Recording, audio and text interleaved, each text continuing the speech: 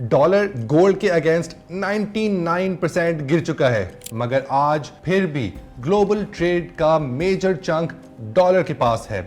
आज भी US dollar दुनिया भर की रिजर्व करेंसी है। आज भी यूएसए दुनिया के सबसे पावरफुल हथियार यूएस डॉलर का इस्तेमाल करके पूरी दुनिया को बुली कर रहा है। अब अमेरिका ने पूरी दुनिया को कैसे उल्लू बनाया? Let me explain.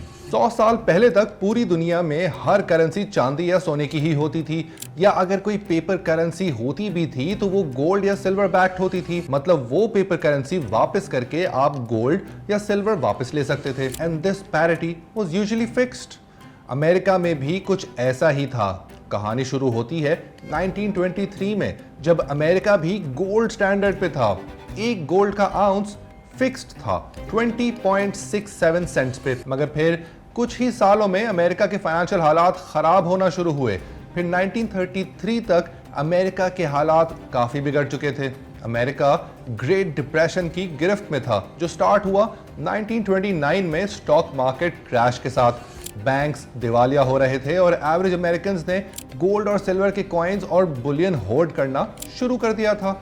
और नॉर्मली यही होता है, अगर एक कंट्री के सिटीजन्स का एतबार अपनी मुल्क की करेंसी से उठ जाए तो वो पेपर करेंसी को डिच कर देते हैं, जैसा काफी हद तक पिछले कुछ अरसे में पाकिस्तानी करेंसी के साथ हुआ। खैर, coming back to America, so the American economy was in shambles. और फिर उस वक्त के American president Franklin D Roosevelt ने तकरीबन 4 दिन के लिए अमेरिका के सारे banks including the Federal Reserve को बंद कर दिया। इसी दौरान 9 मार्च 1933 को इमरजेंसी बैंकिंग एक्ट प्रेजेंट भी हो गया और पास भी, और यूं अमेरिका के बेशतर बैंक्स को किसी हद तक प्रॉब्लम से निकाल लिया गया। But let me cut the long story short. 1934 में, जैसा कि मैंने शुरू में बताया कि इससे पहले डॉलर और गोल्ड की पैरिटी फिक्स्ड थी, मतलब 20.67 डॉलर्स का एक आउंस। मगर 1934 में पास होता है गोल्ड रिजर्व एक्ट, जिसके तहत कोई भी बैंक डॉलर बिल्स की मद में गोल्ड वापस करने का पाबंद नहीं था। वैसे 1933 में एक और एग्जीक्यूटिव ऑर्डर पास किया गया था, जिसके तहत कोई भी अमेरिकन शहरी दुनिया भर में कहीं भी गोल्ड की खरीदो फरोख्त नहीं कर सकता था। और अगर आप गोल्ड की होर्डिंग में पकड़े जाते तो आपको $10,000 का जुर्माना और जेल भी हो सकती थी। और ये ऑर्डर इन प्लेस रहा 31 साल तक। मगर फिर 1964 में एक बार फिर प्राइवेट इन्वेस्टर्स को गोल्ड सर्टिफिकेट्स रखने की इजाजत दे दी गई। Again, cutting the long story short, gold की प्राइस 1934 में 20.67 से बढ़ा के $35 पर आउंस फिक्स कर दी गई। और इस इकदाम ने दिया अमेरिका की शैटर्ड इकोनॉमी को एक नई लाइफ। टेक्निकली देखा जाए तो ये अमेरिकन डॉलर के लिए अच्छी चीज नहीं थी। मतलब पहले आप $100 में तकरीबन 5 आउंस गोल्ड खरीद सकते थे, और अब अराउंड 3 आउंस, मतलब डॉलर गोल्ड के अगेंस्ट डिवैल्यू हो गया। और ये तो सिर्फ शुरुआत थी। शायद इकोनॉमिक और फाइनेंशियल हिस्ट्री का सबसे बड़ा झटका उस वक्त लगा जब अमेरिकन प्रेसिडेंट रिचर्ड निक्सन ने 1971 में डॉलर को गोल्ड स्टैंडर्ड से हटा दिया।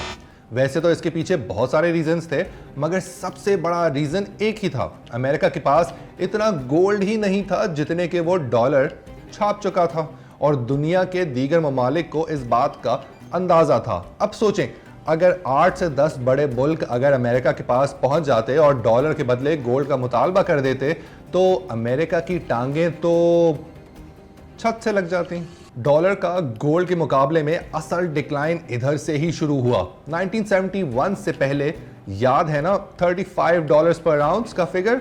ये फिगर 1980 तक डॉलर की गोल्ड कन्वर्टेबिलिटी खत्म होने के बाद $600 पर आउंस तक पहुंच गया। मतलब 10 साल में गोल्ड 17 गुना महंगा हो गया। आज 2024 में जब ये वीडियो रिकॉर्ड हो रही है तो गोल्ड की कीमत है अराउंड $2,800 पर आउंस। 1923 $20 पर आउंस, 2024 $2,800 पर आउंस। कुछ समझ आया? वैसे ये बात कुछ लोगों को समझ आई थी, मगर उनके साथ कुछ अच्छा नहीं हुआ। ये बात इनको समझ आई, इन्होंने सोचा कि मैं सिर्फ डॉलर में ट्रेड नहीं करूंगा बल्कि और भी करेंसीज में अपने मुल्क का ऑयल बेचूंगा। और इन साहब को भी बात तो समझ आई थी और ये एक गोल्ड दिनार इंट्रोड्यूस करना चाहते थे। इन दोनों लोगों के साथ क्या हुआ याद है ना? वैसे मजे की बात यह है कि अमेरिका दुनिया का सबसे ज्यादा मकरूज मुल्क है और यूएस डॉलर सबसे मजबूत करेंसी। यूएसए का टोटल डेट 31 ट्रिलियन डॉलर्स पे पहुंच चुका है और ये डेट मजीद बढ़ता जाएगा और मजीद डॉलर छपते जाएंगे। मगर कब तक? तो सवाल ये है कि अगर आपके पास डॉलर्स पड़े हुए हैं आपको क्या करना चाहिए है। मैंने तो सोच लिया कि अपने डॉलर्स के साथ क्या करना है। आपने क्या सोचा है?